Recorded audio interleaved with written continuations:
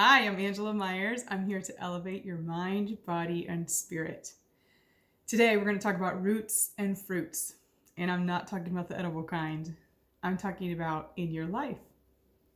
So, we're going to teach you a hack here that you can use your mind to create better external circumstances by getting down to the source. So, fruit I'm going to refer to as anything in your life that is a manifestation of the external world, meaning the way your body looks, the amount of money that you have, the type of relationships you experience, your physical surroundings, the job that you have. These are all the fruits that are external manifestations in your life. And a lot of times when people start a change journey or a transformation journey, or they start working on something, they see a fruit that they do not like. And they usually start working on the fruit. So I spent over a decade owning a wonderful fitness business where I helped hundreds of people transform their bodies. And people would come to me with their fruit problem. Like, I don't like the way I feel. I don't like the way I look. I can't fit in my clothes. I'm 50 pounds overweight. I miss being in shape, those sorts of things.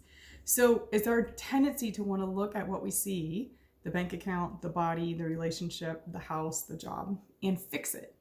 If we don't like how it feels, we don't like it. I'm going to help you explore why that fruit's there, so that if you think about it in nature, you can't just go up to a tree that you don't like the fruit, like say it's some sort of nasty prickly pear or something, and say that you're going to just pick that fruit off and like glue apples on there instead. It doesn't work that way. The way you would change the type of fruit in that tree is by actually planting a different seed with a completely different package in it that will shoot up roots, shoot up a stalk, grow into a tree, and then produce that kind of fruit, right? So we look at the laws of nature and we say, why is it that we as humans are attacking the fruits in our lives and wasting all our time and energy? And I'm referring to the issue here of the external manifestation of your body just from spending all those years in the fitness industry. But this applies to every area, so please put a global application on this. But as far as in the area of weight loss, it's over 90% of people that work on that fruit in their life actually end up worse. They actually end up in a year, 6 months, 2 years, even weighing even more than when they started. So that should tell us that we're approaching the problem in the wrong way. Same with relationships. Like, we have a horrible success rate right now in the United States as far as healthy, long-term, happy relationships. So again, this applies to all areas where we start working on the fruit itself and not getting to the root. So let's talk about roots.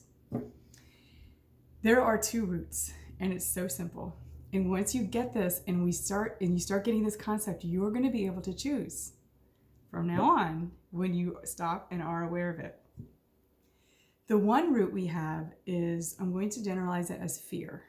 So from that root comes the fear of not being enough, the fear of rejection, the fear of needing to prove yourself, to defend yourself, the fear of not being accepted, not being loved, the fear of being abandoned. We're just going to wrap that all into a seed called fear.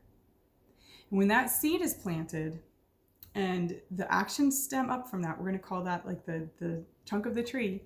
The actions stem from there and they produce fruit. And it is never good fruit. It's never long-lasting fruit. Let's say there's an entrepreneur. Again, I don't want to just keep this stuck to the area of weight loss. Say an entrepreneur, and say the seed in that person's heart is they're not enough, or they need to prove themselves in some way. That seed planted there. Now the stalk of the tree might look great. They might be taking actions. They might be grinding, hustling, working so hard, making this thing flourish, making it bloom. But the fruit of it in their life perhaps is the income that they want, perhaps is the business that they want, but it's bitter, meaning that didn't fulfill the root of not being enough, the fear that's in there. And so what happens is the fruit is bitter, and oftentimes that person becomes overwhelmed, burnt out, overworked, unfulfilled. And sadly, I've seen this happen so many times. That person loses quality relationships in their life with their kids, with their spouse. You often find these people end up divorced or multiple times divorced, and maybe have had some poor business connections. This person, because it started from a poor seed of fear, meaning the root of not being enough, needing to validate, needing to prove, and all of the actions that looked so good at first stem from that root, they produced fruit that was bitter and that did not give them in the end what they wanted, which was more than anything to be loved, to be enough, to feel amazing, to feel successful. So many people with millions of dollars end up going to counseling, to life coaches, broken, depressed, because the very seed that started the thing that they wanted produced the bitter fruit. Now let's talk about the other seed. The other seed is love. Anything that grows from this seed is going to produce amazing, delicious, long-lasting fruit. So let's take the very same scenario. Say there's an entrepreneur and he or she loves what they're doing and is so attached to it and is so inspired and excited to share with the world because they're attached to that mission and their love for humanity. Whether it's, selling cars or doing a construction business or life coaching or whatever it could be. It's not, that feeling of contributing to the world is not limited to one modality. And say from there, they do the exact same actions. They hustle hard, they work, they put in the time, they challenge themselves, they push through fear, that sort of thing. The fruit on the end of that, because they started from a place of love and they're doing it from an inspired source, is always going to be good. They're going to be working with joy.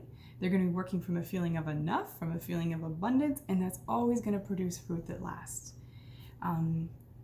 Let me flip this into the weight loss analogy too, because I'm so comfortable with that one because I've worked with people and coached them through this. The same two people, two different routes, they could do the exact same actions, meaning get themselves to the gym, eat the salads. This is the trunk now. These are the behaviors that are coming from the seed. Get themselves to the gym, get the workouts in, eat the healthy food, those sorts of things, the habits that are building there, but the fruit could be so different. In other words, when I'm working out and I'm trying to lose weight and I'm trying to get healthier and I'm coming from a place of love, meaning like, gosh, I deserve this. Like, I really care about my health. I care about my body. I want to see how great I can feel. And I'm coming from there. Every action I take from there is going to produce positive fruit because it's coming from a good place.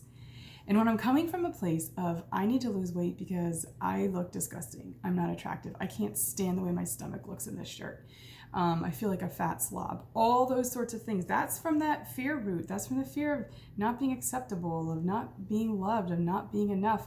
And you could take the exact same actions. I mean, you could like force yourself to eat the salad, drag your butt to the gym, kick your butt really hard in the gym, and at the end of the day, it's going to be an empty feeling and it's not going to produce lasting results because it didn't start from the right place. You're still not going to feel enough.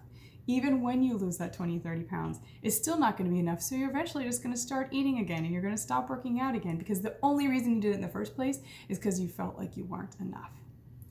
So I gave you two potential situations here, one in the area of business, one in the area of weight loss. But this applies globally. And so if there's anything in your life that you don't like the fruit, you don't like the result, you don't like the external something in your life, relationship, job, your body, your career, your house, whatever that is, don't try to fix the thing that you see with your eye. Get down into your heart. Ask yourself, what is there? Why are you wanting that thing in the first place? And when you can find a place of love, start all your actions from there. For example, if it's a relationship that you don't like in your life or that's not feeling good, get back to a place of love. Why do you want that relationship to work? Is it for your ego? Is it so that you feel important? Is it so, or is it because you truly want to give and receive love and on the highest level?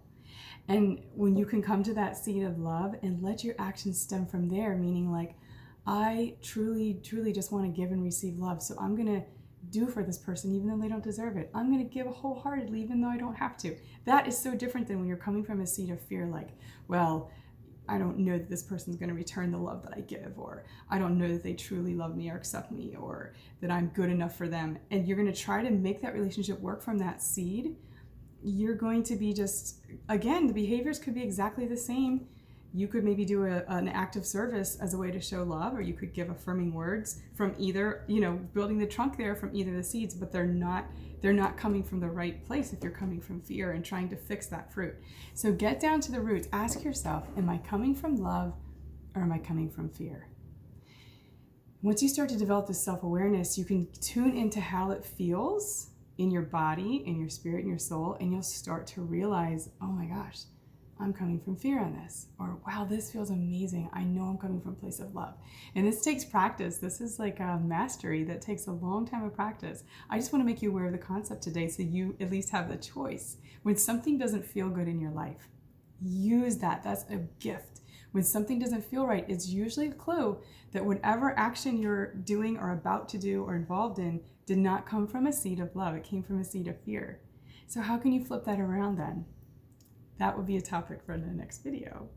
I hope you enjoyed this. I hope you found some concepts here that challenged you. Remember the question to start asking yourself when something doesn't feel good or when something feels really good, am I coming from love or am I coming from fear? And give yourself the choice.